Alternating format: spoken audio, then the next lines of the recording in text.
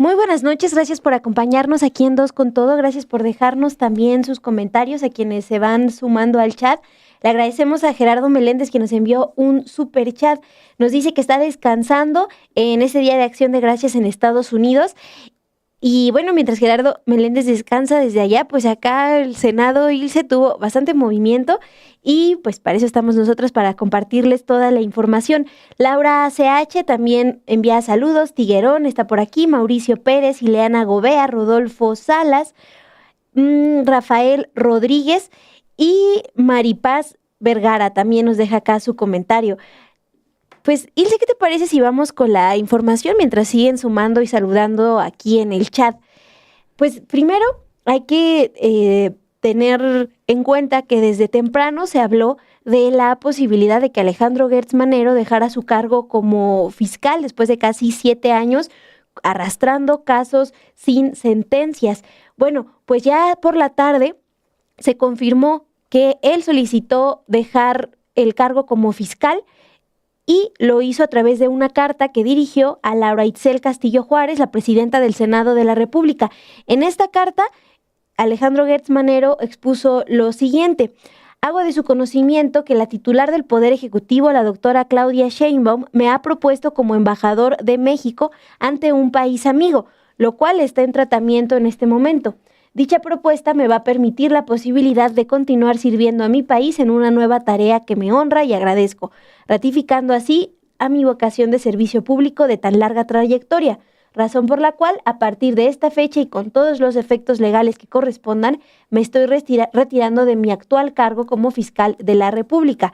Debido a lo anterior y en apego a las atribuciones que le confiere la Ley Orgánica del Congreso General de los Estados Unidos Mexicanos, solicito a usted tenga bien informar lo anterior al Pleno del Senado, a efecto de que, si así lo estimara conveniente el órgano legislativo, se dé inicio al proceso para la ratificación de mi nombramiento con base en lo dispuesto en la Constitución Política de México. Lo anterior con la aspiración de obtener la ratificación del nombramiento con el que me ha honrado la presidenta y así poder servir a los intereses de México.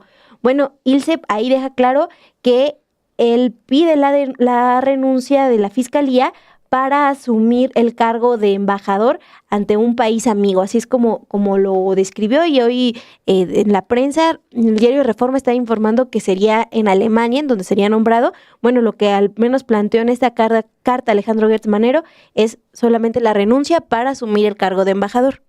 Así es, Monse, como bien dices, pues desde hoy temprano, incluso a la presidenta le preguntaron por la mañana si el fiscal Alejandro Gertz ya le había manifestado su intención de renunciar.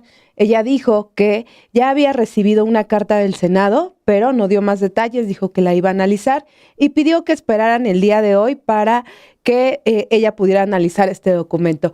Esta sesión del Senado comenzó por la mañana, luego tuvieron un receso, luego se planeaba que este receso se levantara a las 2 de la tarde, algo que se fue postergando hasta alrededor casi de pasadas las 5 de la tarde es que se reanuda esta sesión en el Senado. Y antes de que se reanudara incluso la sesión en el Senado, ya incluso, sin embargo, Álvaro Delgado ya había obtenido esta carta donde se anunciaba donde Gertz Manero anunciaba esta información de que va a una embajada, que justo como se habla hasta estos momentos pudiera ser la embajada de Alemania, y donde justo pedía pues que anunciaba que dejaba el cargo de fiscal general de la República. ¿Y qué pasó en el Senado? Pues así como durante todo el día estuvo esta especulación de si se iba o no se iba, la oposición incluso decía que lo iban a obligar a renunciar, pues ya finalmente sale esta carta, reanudan la sesión en el Senado y primero con 74 votos a favor y 22 en contra, el Senado de la República aceptó y aprobó este retiro de Alejandro Gertz Manero como titular de la Fiscalía General de la República por haber calificado como causa grave el motivo del mismo. Y bueno, solicitó que se comunicara esto a la presidenta Claudia Sheinbaum y justo a la Fiscalía Especializada de Control Competencial y al doctor Alejandro Gertz Manero. Previamente a esta aprobación, la sesión ordinaria de este jueves, cuando se reanuda después de las 5 de la tarde, la presidenta del Senado, Laura Itzel Castillo, anuncia que recibió esta comunicación de Hertz Manero, en donde le notificaba que a partir de este día, de este jueves 27 de noviembre, y con todos los efectos legales que correspondan, se retiraba de la Fiscalía General de la República. Luego, la secretaria de la mesa directiva, Lisette Sánchez García, dio lectura a la carta. Después, nuevamente, la presidenta del Senado, Laura Xel Castillo, tomó la palabra y ella planteó que consideraba imprescindible que ese órgano legislativo analizara de inmediato la resolución correspondiente. Puso este acuerdo a votación del Pleno y con 87 votos a favor y 9 en contra, se aceptó entonces el asunto de obvia y urgente resolución, que era el aceptar o no la renuncia del fiscal. Es ahí cuando se abre el debate, se abre las participaciones de las diferentes bancadas, y el primero en tomar la palabra es Clemente Castañeda por Movimiento Ciudadano, quien empieza a manifestar ya la posición que tenían los partidos de oposición, que era ir contra contra aceptar la renuncia del fiscal. Él dice, por ejemplo, que no es momento para calificar el actuar de Hertz, que esa es una constante entre todos los que hablaron de oposición en la sesión del día de hoy sobre Hertz Manero. Nadie criticó su trabajo, nadie habló sobre su trabajo, solo empezaron a cuestionar si el tema de irse a una embajada era o no un asunto que le daba la posibilidad de renunciar. Dijo que él hacía votos porque la Fiscalía General de la República continuara con todos los instrumentos para seguir haciendo su trabajo. Justamente cuestionó que qué le correspondía hacer al Senado, y era ratificar si es una causa grave o no lo es, el irse de embajador. Y él dijo, el embajador, esa no es una causa grave. Dijo también, para MC esta no es una causa grave. Aspirar a seguir prestando sus servicios en la función pública no es un asunto que pueda calificarse de gravedad. Aspirar a ser embajador no es una causa grave. Nuestro voto será en contra. Como les decía, no criticaron el trabajo del fiscal, sino criticaban la causa por la que quería irse. Vamos a escuchar a Clemente Castañeda. Movimiento Ciudadano, esta no es una causa grave. Aspirar a seguir prestando sus servicios en la función pública no es un asunto que pueda calificarse de gravedad. O aspirar a ser embajador no puede considerarse como una causa grave. Por eso, compañeras y compañeros, nuestro voto será en contra. Muchas gracias. El siguiente en hablar fue el senador Luis Alfonso Silva Romo, del Partido Verde, de coalición con Morena. Él habló a favor, pidió a los senadores que tuvieran cordura, dijo, no hay causa más grave que la que alguien que no quiere ya continuar al frente de una responsabilidad. También cuestionó qué vamos a hacer, vamos a obligar a que alguien continúe en un cargo donde ya no quiere estar, y pues hizo ese llamado a la cordura y al sentido común. Luego vino el turno de Manuel Añorbe, el coordinador de la bancada del PRI, y dijo, el PRI no debe, no puede y no va a aceptar que por otra chamba, por un premio diplomático, por un movimiento político disfrazado de cortesía institucional, se pretenda justificar la renuncia del fiscal general de la República. Eso no es renuncia, eso es una instrucción, es un manotazo, es el sello autoritario de un gobierno como el de Morena. Justo en la misma línea que desde temprano el presidente nacional del PRI y también senador Alejandro Moreno Cárdenas traía, defendiendo a Alejandro Hertz Manero y diciendo que Morena lo estaba obligando a renunciar. Pues así Manuel Añorbe también llevaba este mismo posicionamiento de su bancada al Pleno, y vamos a escucharlo. El PRI no puede, no debe y no va a aceptar que por otra chamba, por un premio diplomático, por un movimiento político disfrazado de cortesía institucional, se pretenda justificar la renuncia del fiscal general de la República. Eso no es renuncia, eso es una instrucción, es un manotazo, es el sello autoritario de un gobierno como el de Morena. Pero seamos serios, una embajada no es causa grave, no tiene justificación jurídica. No lo dice la Constitución, no lo dice la ley, no lo dice el sentido común. Lo que sí dice la ley es que la Fiscalía General debe de ser autónoma, estable e independiente. Y aquí lo que estamos viendo es exactamente lo contrario. Un fiscal renunciado para abrir paso a un fiscal a modo, alguien moldeado a la medida del régimen, alguien que no incomode, que no investigue, que no estorbe ante tantas denuncias públicas presentadas.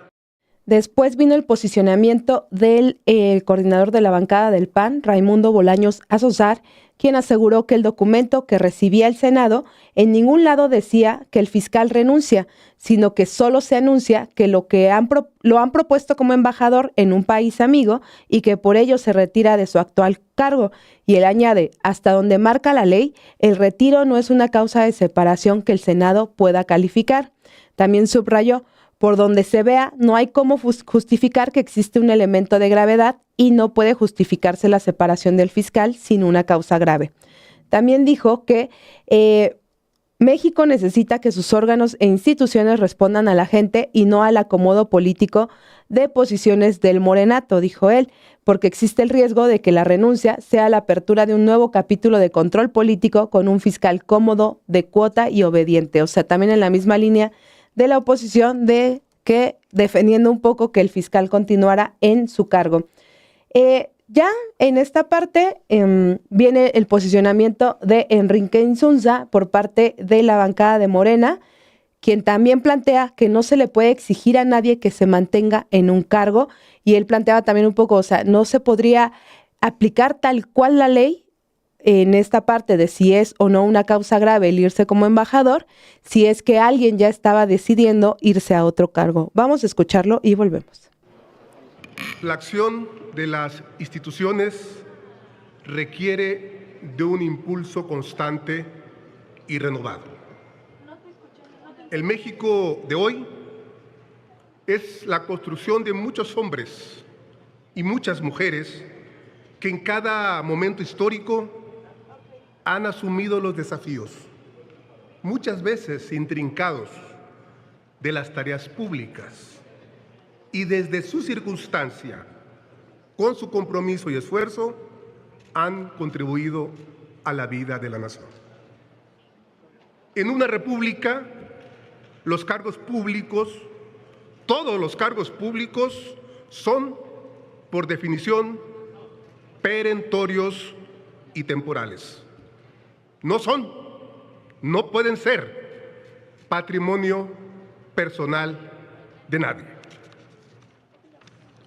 A ello subyacen, sí, razones democráticas y de índole cívico, pero también razones de la naturaleza misma. Ningún hombre, ninguna mujer, aún los más esforzados y entregados, están fuera de esa naturaleza. Y no puede exigírsele a nadie afanarse más allá de toda linde y de lo humanamente posible. Mayormente, si en ejercicio de sus responsabilidades han cumplido. Y bueno, justo ustedes se preguntarán por qué del lado, o evidentemente de Morena y el Partido del Trabajo, pues sí estaban en disposición de que se aprobara esta renuncia del fiscal, y del lado de la oposición no. ¿Por qué tanta defensa del fiscal Alejandro Hertz? Más adelante les vamos a hablar pues justo de estos casos que él permitió que permanecieran en la impunidad, que no avanzaran, que se quedaran ahí sin mayor tema.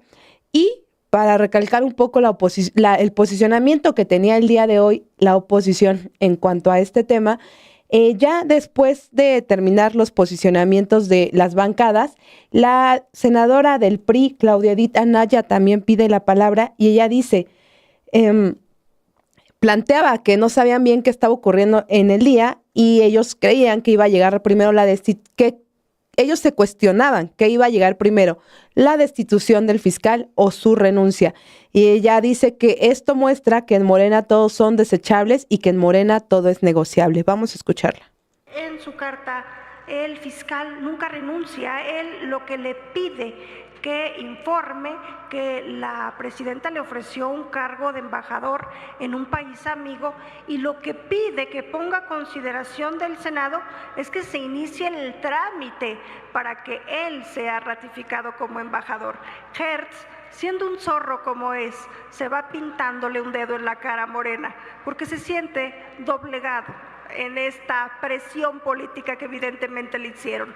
Una carta que llegó a la Presidencia de la República, supuestamente por este Senado de la República, una carta que nadie vio, nadie discutió, nadie aprobó. No sabemos si son cartas privadas entre la Presidenta del Senado y la Presidenta de la República. Y posterior a eso, todo el día el Senado de la República de rehén de Hertz para ver si llegaba primero la destitución o si llegaba primero la renuncia.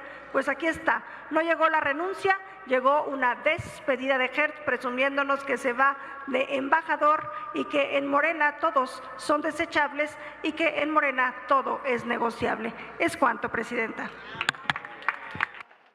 Ya después de esta discusión en el Pleno, que no duró ni una hora, yo creo, ya viene la votación en el Senado. Se dan 74 votos a favor y 22 en contra para aceptar esta renuncia del fiscal general de la República. Y ya más adelante también viene el acuerdo por el que el Senado emite esta convocatoria para buscar al nuevo fiscal o a la nueva fiscal general de la República. ¿Cómo se tiene que llevar a cabo? Bueno, este acuerdo también fue aprobado el día de hoy y la convocatoria se va a publicar en unas horas en todos los canales, decía la presidenta del Senado, todos los canales del Senado, también en el Diario Oficial de la Federación y también en los canales del Congreso, para pues darle la mayor difusión que se pueda. Ese acuerdo se aprobó esta misma tarde y, bueno, ¿qué pasa ante la renuncia de un fiscal general de la República? Hay que recordar que Alejandro Hertz Manero era el primer fiscal de la República que tenía México.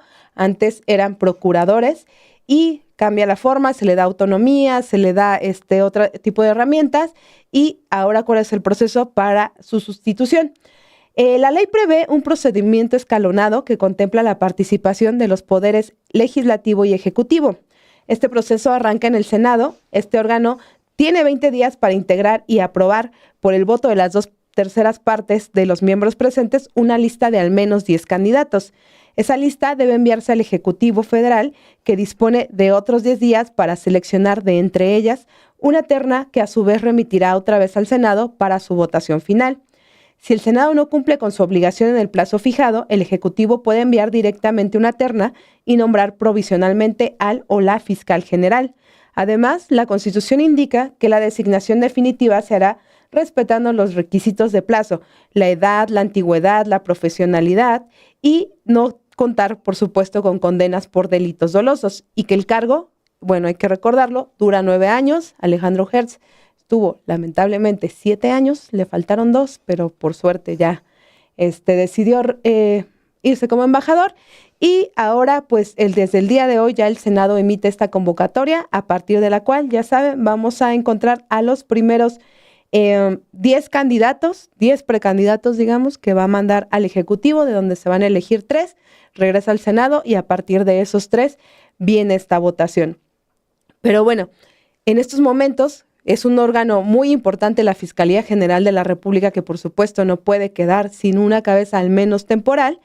Y el día de hoy, ya en los últimos procedimientos que realiza Hertz Manero, anuncia como fiscal suplente, digamos, a Ernestina Godoy, quien ahora va a ser la titular de la Fiscalía Especializada de Control de Competencia, con lo cual la hasta hoy consejera de la Presidencia, pues sí, va a asumir la Fiscalía General de la República, en lo que se decide al nuevo titular.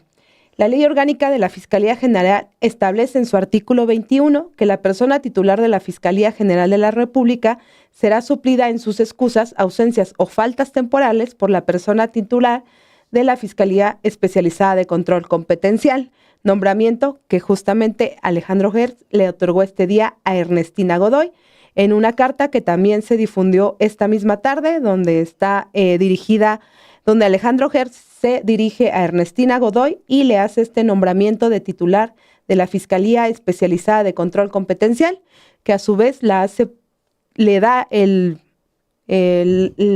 mandato de estar al frente de la Fiscalía General de la República hasta que se elija a un nuevo fiscal o a una nueva fiscal.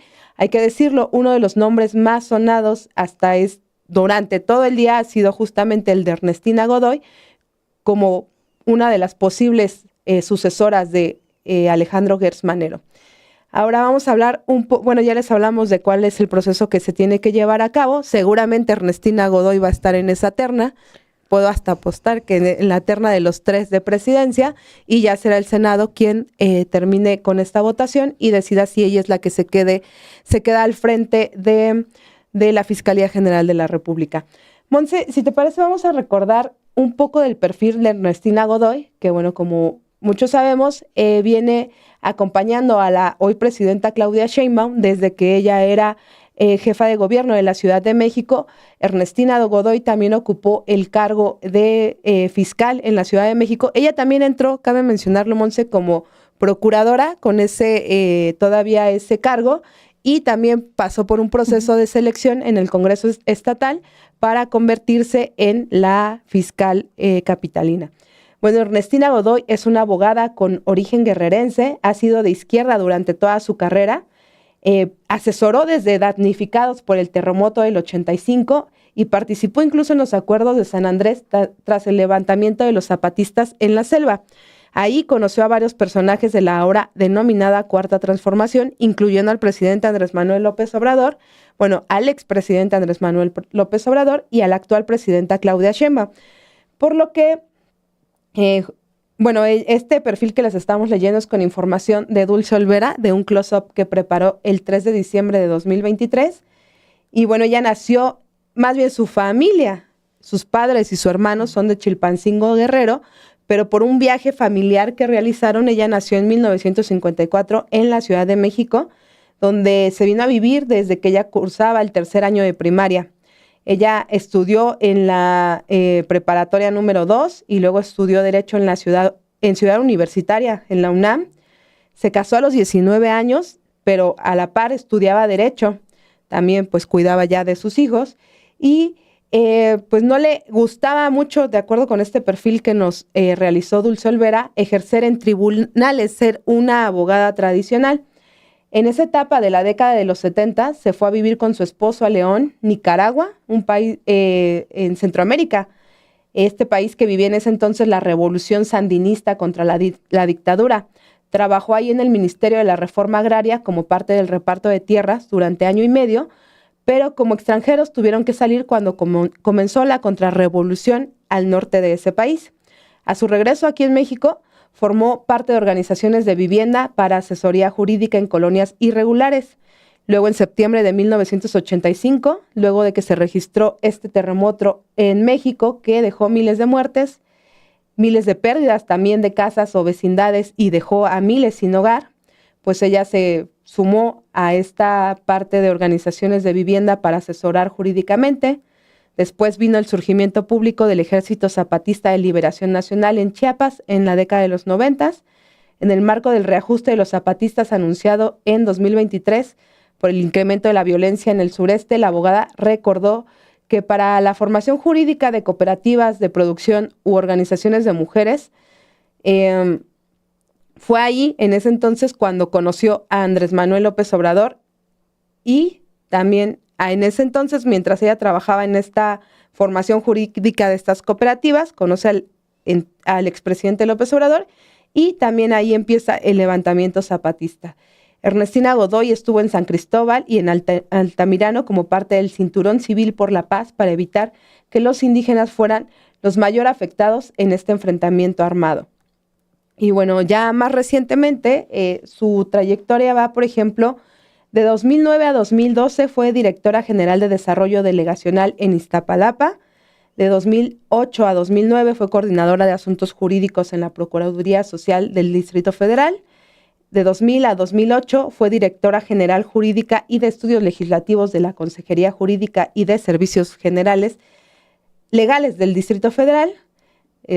También fue entre 2018 y 2020, como les decíamos, Procuradora General de Justicia de la Ciudad de México, y luego, a partir del 10 de enero de 2020 y hasta acabar el gobierno de la entonces jefa de gobierno, Claudia Sheinbaum, fue Fiscal General de Justicia de la Ciudad de México.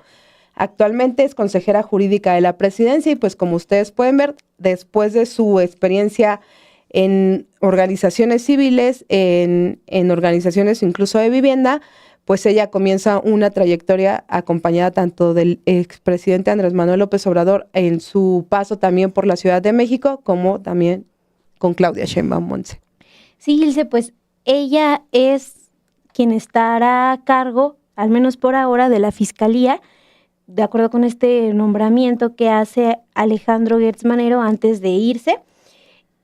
Y también hay información, Ilse, sobre las reacciones que generó la salida del fiscal, porque desde esta tarde, antes de que el Senado confirmara que aceptó la renuncia del fiscal, pues ya había posturas en redes sociales, y una que llamó mucho la atención fue la de Alejandro Moreno Cárdenas, el dirigente del PRI, Alito, porque desde su cuenta de X, antes de que el Senado discutiera esta renuncia, pues él le escribió: en lo personal, reconozco el trabajo del fiscal general de la República. Gertz Manero ha sido un servidor público serio que ha conducido su labor con estricto apego a la legalidad, sin tintes políticos, con imparcialidad, sin protagonismos y defendiendo la autonomía institucional. En tiempos en los que el poder quiere someterlo todo, la Fiscalía ha mantenido su papel, hacer valer la ley, no los caprichos del gobierno, y también agregó que lamenta el movimiento golpista que, dice, los narcopolíticos de Morena emprendieron en su contra. Pues destaca, y no tanto, este mensaje de Alejandro Moreno, porque justamente el tiempo que Alejandro Gertz estuvo al frente de la Fiscalía, la investigación en contra del dirigente del PRI no avanzó. Ya les decíamos que algo que heredó Gertz Manero pues fue la impunidad en casos como la estafa maestra, Odebrecht, el desfalco en Pemex, que involucran directamente a funcionarios del PRI con el expresidente Enrique Peña Nieto. Pero particularmente en el caso de Alejandro Moreno, la Fiscalía General de la República sí inició investigaciones contra el dirigente del PRI, pero la Fiscalía General de la República, aunque desde el 2022 se hablaba de una carpeta que inició en contra de Alejandro Moreno por delitos de enriquecimiento ilícito, desvío de fondos federales, fraude fiscal, el uso de recursos de procedencia ilícita y tráfico de influencias, pues a pesar de estos delitos que sí estaban investigados por la Fiscalía General de la República, pues lo que nunca hizo la Fiscalía fue pedirle a la Cámara de Diputados que le quitaran el fuero a Alejandro Moreno Cárdenas. Esto es muy relevante porque desde el 2022 la Fiscalía de Campeche ya también había anunciado investigaciones en contra del dirigente del PRI por el uso irregular de recursos, y la Fiscalía General de Campeche sí solicitó al Congreso el desafuero de Alejandro Moreno para poder ser investigado, pero no lo hizo la Fiscalía de Gertz Manero. Y esto, ¿cómo fue confirmado? Pues hace unos meses, el 28 de agosto, aquí en entrevista con los periodistas Alejandro Páez Varela y Álvaro Delgado, Hugo Eric Flores Cervantes, quien es presidente de la sección instructora de la Cámara de Diputados, esta instancia que se encarga de evaluar las solicitudes de desafuero, dijo justamente en esta entrevista que la Fiscalía de Gertz Manero nunca presentó formalmente una solicitud de retiro de la inmunidad constitucional que tiene Alejandro Moreno como legislador.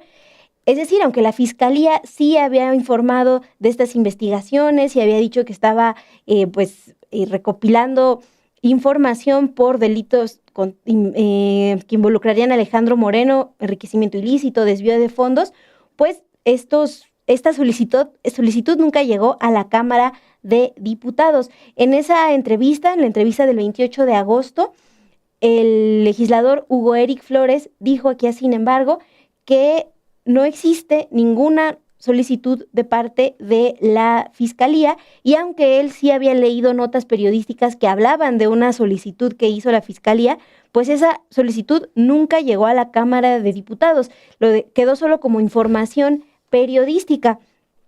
Y al inicio de la legislatura, pues la sección instructora revisó esos archivos y solo encontró un documento referente al caso de Alito, y en ese se indicaba que el asunto no se radicó debido a supuestas suspensiones que Alejandro Moreno obtuvo mediante amparos.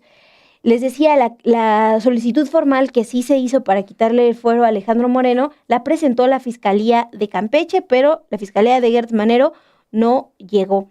No, esta solicitud pues nunca se vio, al menos en la Cámara de Diputados, y no es tampoco nuevo, Ilse, porque pues la Fiscalía de Gertz Manero se caracterizó por no investigar casos de corrupción que relacionan o que señalan a políticos del PRI.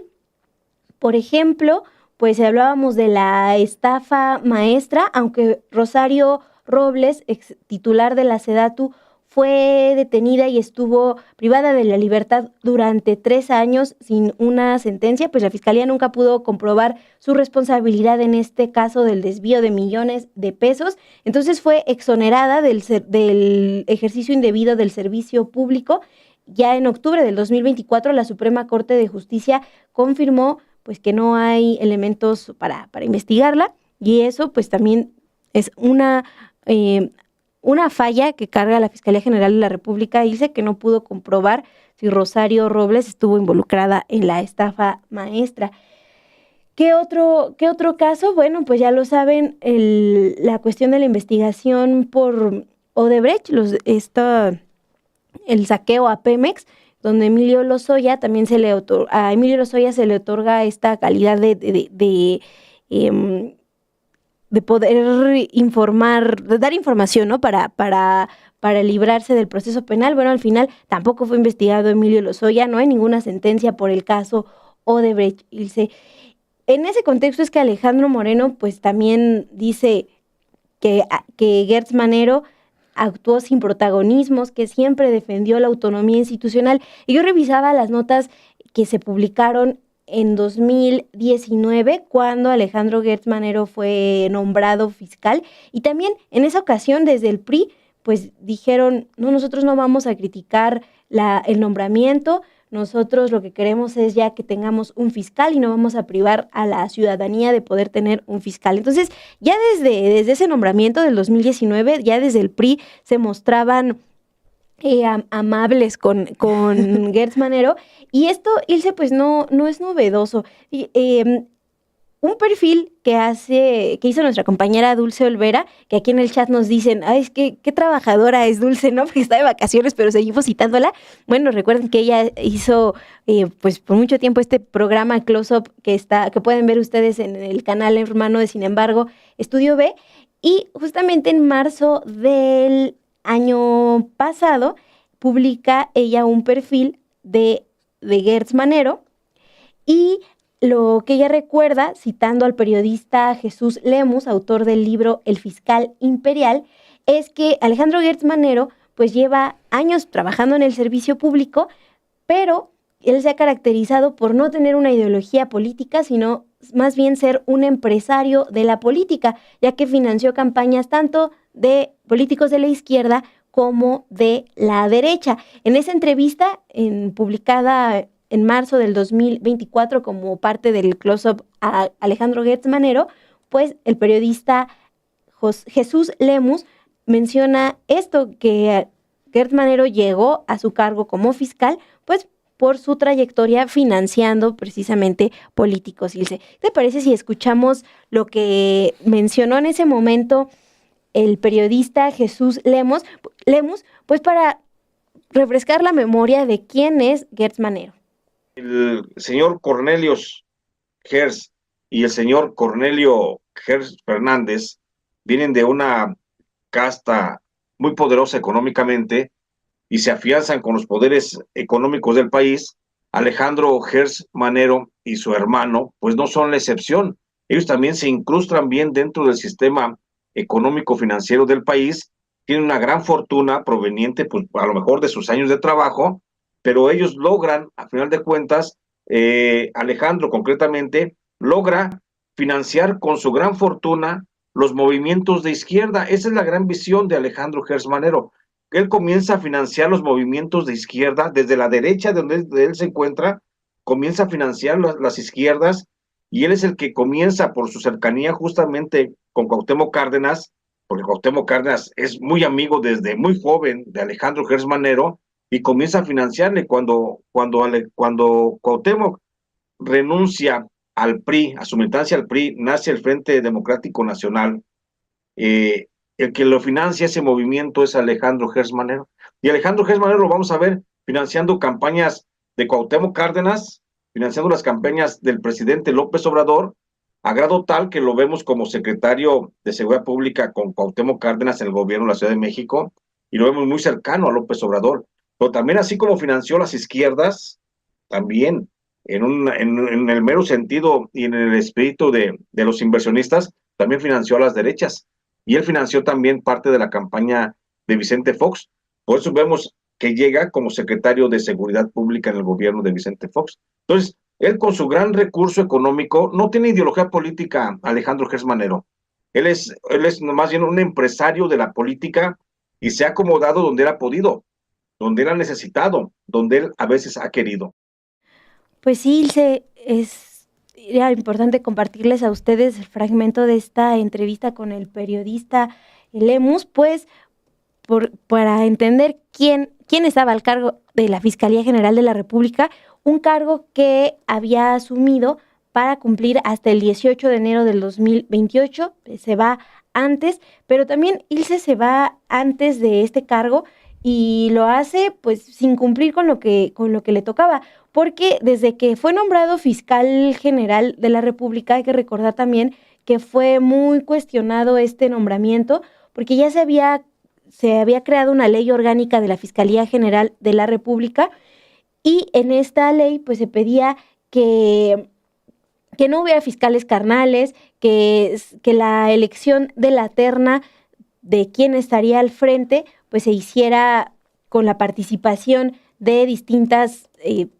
organizaciones, por la participación ciudadana. Al final, pues el Gertz Manero fue electo después de saber claramente que tenía una cercanía con el expresidente López Obrador. Sí fue algo que fue bien cuestionado desde el inicio. Y aún así, pues estuvo ahí 7 años el fiscal Gertz Manero, Ilse.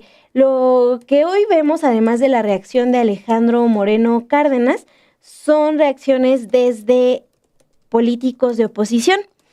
Además de Alito Moreno, hoy también se pronuncia en sus redes sociales desde el PAN, adivinen quién.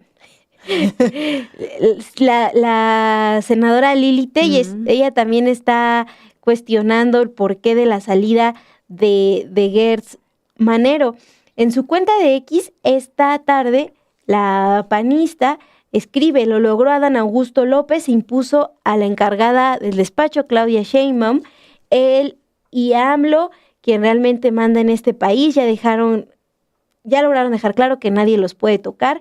Bueno, entonces está pronunciándose, ¿no?, en contra de esta renuncia de Gertz Manero, y quien también está compartiendo desde sus cuentas de redes sociales el mensaje tanto de Lili Téllez del PAN como de Alejandro Moreno es el empresario Ricardo Salinas Pliego. Él también esta tarde ha estado compartiendo los mensajes de Alejandro Moreno. Por ejemplo, así de claro, ¿no?, pues para replicar el mensaje que había escrito hace unos minutos Alito Moreno. Y también en su cuenta de X, Salinas Pliego ha estado retuiteando tanto a Lili Téllez como a Alejandro Moreno. No nada más ellos están ya pronunciándose, al menos en X. Hace unos minutos, el legislador de Morena, Gerardo Fernández Noroña, pues hace sus pláticas en YouTube, ¿no?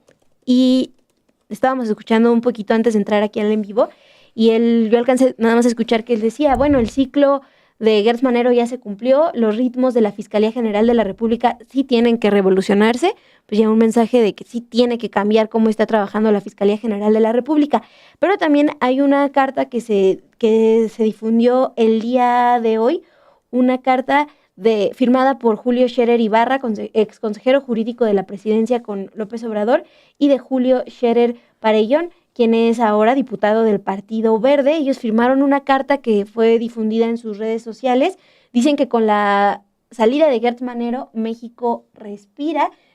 También recuerdan que esta etapa de Gertz Manero estuvo marcada por el uso personal del poder. Agregan: el país fue testigo, vio cómo la fiscalía se torcía en manos de quien confundió lo público con lo personal, cómo la justicia se volvió herramienta de intimidación, de miedo, de castigo a conveniencia.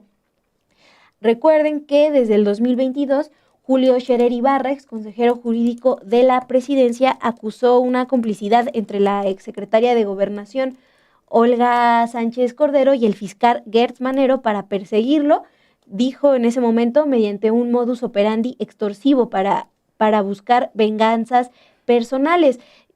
El ex consejero jurídico de López Obrador fue investigado por pagos extraoficiales a la Consejería Jurídica por el servicio de intermediación en casos de corrupción, como el del abogado Juan Collado, y todo ello pues lo negó el entonces consejero Julio Scherer en un pronunciamiento que publicó en 2022 en la revista Proceso, pero la Fiscalía de Gertz Manero sí inició investigaciones en su contra por extorsión. Por eso, en ese contexto es que hoy publican esta carta Julio Scherer Ibarra, ex consejero jurídico, y Julio Scherer Parellón, diputado del Partido Verde. Y también, pues, esto que decían de que utilizó la Fiscalía a su favor, pues, Ilse, particularmente el caso que sí está como antecedente, un caso que incluso llevó a un pronunciamiento de la Suprema Corte de Justicia de la Nación, es el caso en el que el exfiscal Gertz Manero culpó a su cuñada Laura Morán y a su sobrina Alejandra Cuevas por el delito de homicidio por descuido de su hermano Federico Gertz Manero. Laura y Federico estuvieron casados por 52 años. Alejandra Cuevas Morán, hija de Laura, fue privada de la libertad en Santa Marta, Acatitla, al sur de la Ciudad de México, durante más de un año. Justamente la Fiscalía de Alejandro Gertz Manero la involucró por el delito de homicidio por descuido. Fue hasta marzo del 2022 cuando la Suprema Corte analizó este caso y determinó que ni Laura, la esposa de Federico Gertz, hermano de Alejandro Gertz Manero, ni Alejandra Cuevas, hija de Laura y de Federico, tenían la responsabilidad de garantizar la salud de Federico más allá de los cuidados naturales a los que estaba obligada, ¿no? La familia.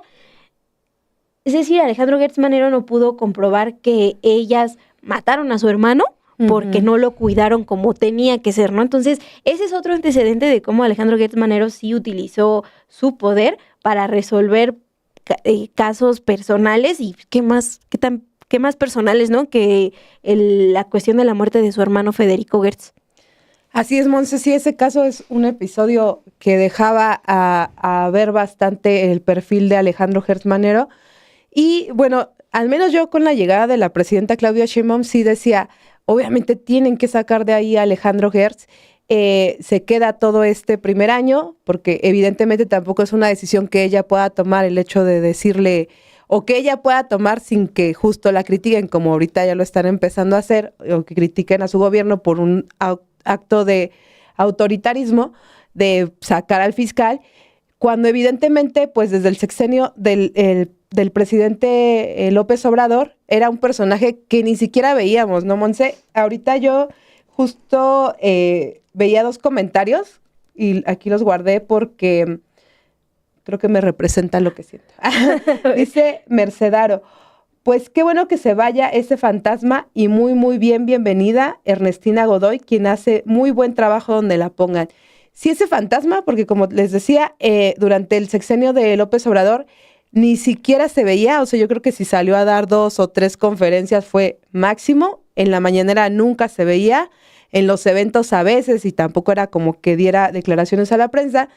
Llega la presidenta Claudia Sheinbaum y al menos lo hace salir a responder preguntas, lo lleva a la conferencia matutina, lo mandan a estas conferencias donde las encabeza el secretario de Seguridad, Omar García Harfuch, del Gabinete de Seguridad, y al menos se le ve ya, aunque sea una vez por semana, una vez cada 2 semanas, cada 3 semanas, se hace más visible hoy. Y hoy le preguntaron a la presidenta respecto a esto, no dice mucha información, pero sí dice lo siguiente. Cuando le preguntan cómo ha sido su trabajo, ella dice que ha sido un buen trabajo, pero dice, ha sido un buen trabajo al frente de la Fiscalía, nos hemos coordinado en muchos temas. Pienso yo que necesitamos mucha más coordinación de las fiscalías estatales y la Fiscalía General de la República. Hay temas de seguridad que es muy importante que haya una coordinación mayor. Espero que ahí justo haya adelantado algo la presidenta, que era como no, o sea, él no está siendo la persona. Hay avances en seguridad importantes en lo que va de este gobierno y evidentemente con esa fiscalía algo se iba a trabar como sucedió en el sexenio pasado. Y bueno, es un paso, creo, importante. También el otro comentario era de Miriam Morales. Dice, le ofrecen una embajada para que se largue lejos, una forma sutil de correrlo.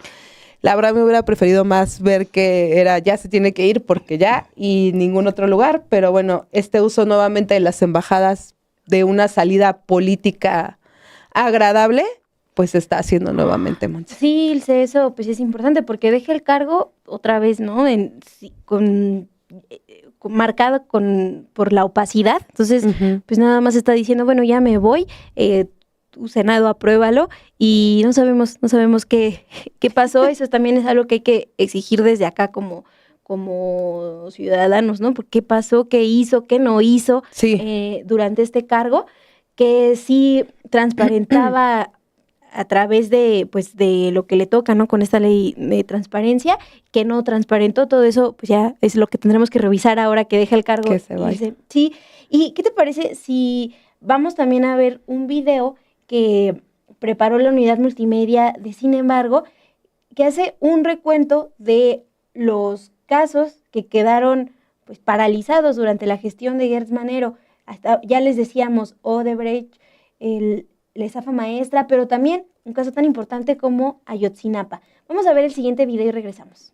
El legado de Alejandro Gertz Manero al frente de la Fiscalía General de la República durante casi 7 años se define por una notoria crisis de resultados y la dilución de grandes casos de corrupción. A pesar de haber sido nombrado con la expectativa de encabezar una institución fortalecida y capaz de combatir los delitos de alto impacto, su gestión concluye dejando una Fiscalía General de la República calificada por los especialistas como mediocre, mañosa e inerte ante la corrupción. Entre los principales fracasos de su administración se encuentran expedientes emblemáticos heredados o iniciados bajo el gobierno de la Cuarta Transformación, la estafa maestra, el caso Odebrecht, el desfalco en Pemex, la investigación contra el expresidente Enrique Peña Nieto por lavado de dinero y enriquecimiento ilícito y el proceso contra el actual dirigente del PRI, Alejandro Moreno Cárdenas, quedaron sin sentencias efectivas contra figuras relevantes del poder político. Designado en 2019 por propuesta del presidente Andrés Manuel López Obrador, Gertz asumió el cargo como el primer fiscal general del país. Su escritorio acumuló sin avance casos de gran trascendencia, como los contratos de OHL, Pegasus, la investigación de Ayotzinapa y, posteriormente, el operativo conocido como Rápido y Furioso. Los expedientes, lejos de progresar, se debilitaron o congelaron, generando reveses judiciales que lastran el balance de su gestión. Frente a la parálisis institucional y los fracasos en los juzgados, Gertz Manero adoptó una estrategia constante de deslinde de responsabilidades. El fiscal optó por culpar al Poder Judicial o a la Unidad de Inteligencia Financiera por la incapacidad de la Fiscalía de sostener los cargos. En diversas ocasiones, atribuyó la falta de avances a supuestas chicanadas del Poder Judicial, incluso señalando a la Unidad de Inteligencia Financiera como responsable del fracaso de la investigación contra el expresidente Peña Nieto. La inacción de la Fiscalía General de la República se manifestó en casos específicos con impacto político. En el caso Odebrecht, por ejemplo, el expediente expediente se mantiene atascado en México, siendo Emilio Lozoya el único implicado y actualmente bajo arresto domiciliario. De igual forma, la Fiscalía abrió una investigación contra Alejandro Moreno Cárdenas por diversos delitos, pero nunca solicitó al Congreso la remoción de su fuero constitucional para que enfrentara los señalamientos. Los casos contra la exsecretaria Rosario Robles y el abogado Juan Collado terminaron en absolución, pues la Fiscalía General de la República no pudo sustentar la responsabilidad de los acusados. Más allá de los casos de alto perfil, las cifras oficiales del INEGI reflejan un deterioro general en la Procuración de Justicia. Desde 2019, la Fiscalía General de la República registra una caída en la recepción de denuncias y el inicio de carpetas de investigación. La baja es especialmente drástica en delitos financieros, esencialmente para combatir la corrupción y el lavado de dinero, pasando de más de 10,000 carpetas abiertas en 2018 a poco más de 2,000 en 2024. A esto se suman más de 9,000 órdenes de aprehensión pendientes